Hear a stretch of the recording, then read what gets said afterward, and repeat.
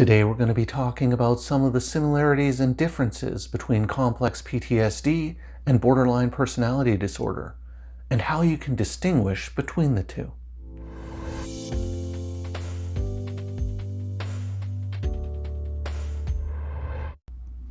Hi everyone!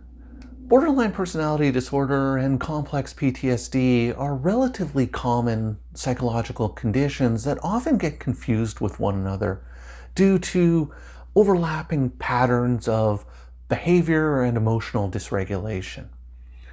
In today's video, I'm going to be talking about some of the similarities between these two conditions and some of the key differences that can help you distinguish between the two.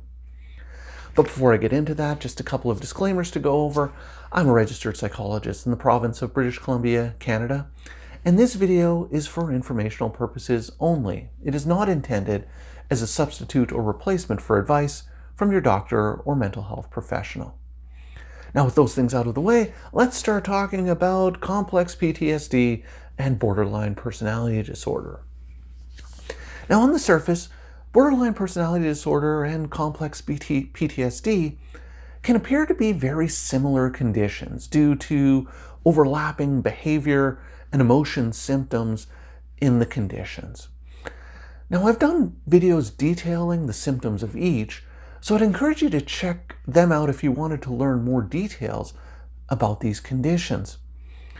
Now, both complex PTSD and borderline personality disorder are both associated with high levels of emotional distress and reactivity or responsiveness to emotional triggers.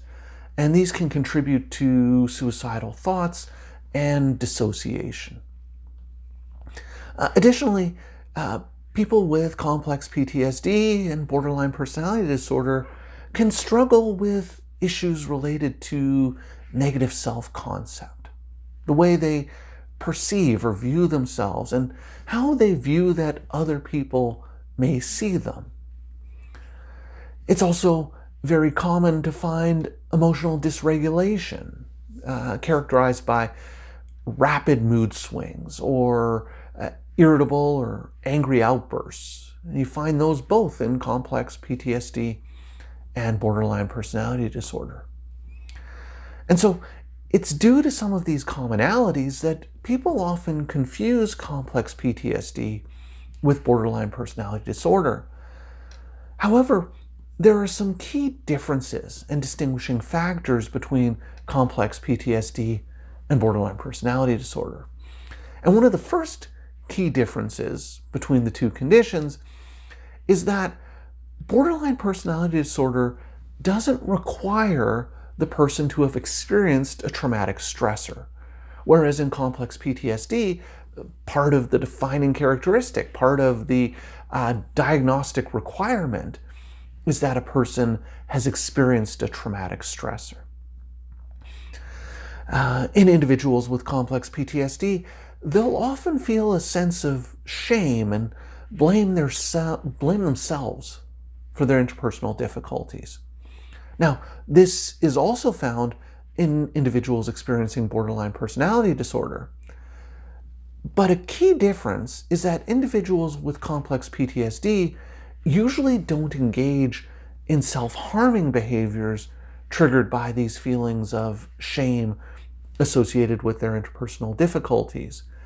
This is more commonly seen in borderline personality disorder, where interpersonal conflict or stressors can trigger episodes of self-harming behaviors, including suicide attempts. Now, both borderline personality disorder and complex PTSD can involve fear and anxiety in interpersonal relationships. However, this is often associated with a fear of abandonment in borderline personality disorder, which is not often the case in complex PTSD. For someone with borderline personality disorder, they often struggle with the thought of being alone and tend to use relationships to prevent feelings of abandonment or loneliness. Borderline personality disorder often involves intense, volatile relationships associated with high levels of hostility. The person may alternate between periods of being enmeshed with the other person and periods of being disengaged from the other person in order to avoid real or imagined abandonment.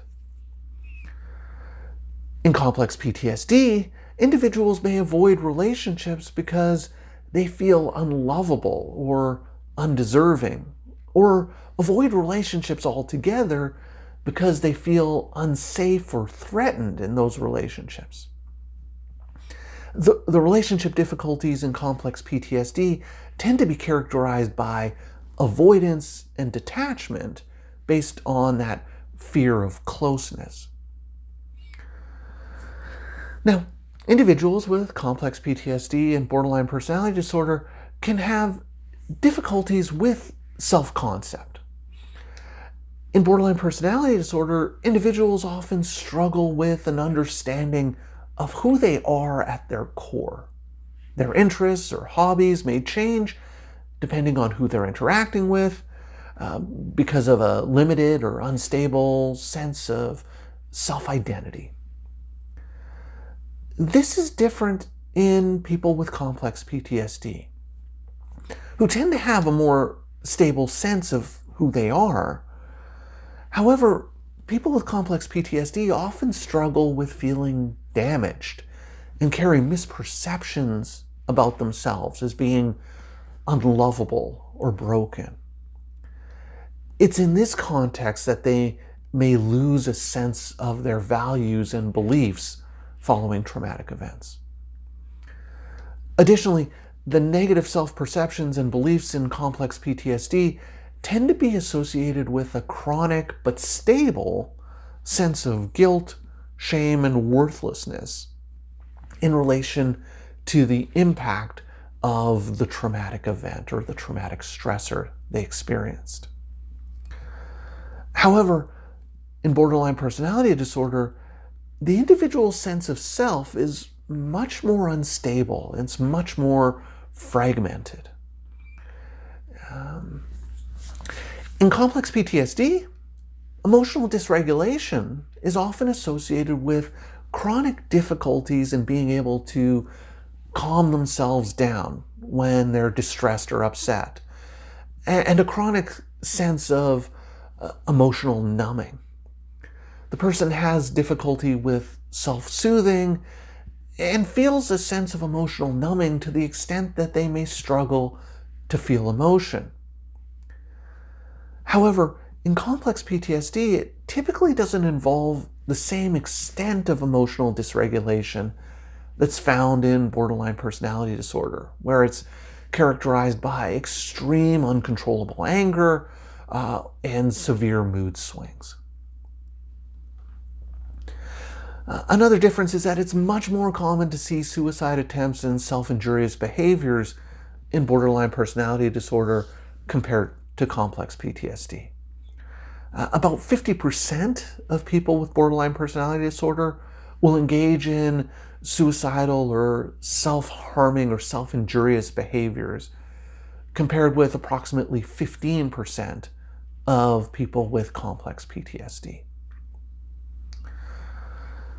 Therefore, the key differences between borderline personality disorder and complex PTSD are that borderline personality disorder is more often characterized by fears of abandonment and an unstable sense of self, unstable relationships with other people, and more impulsive, self-harming behaviors.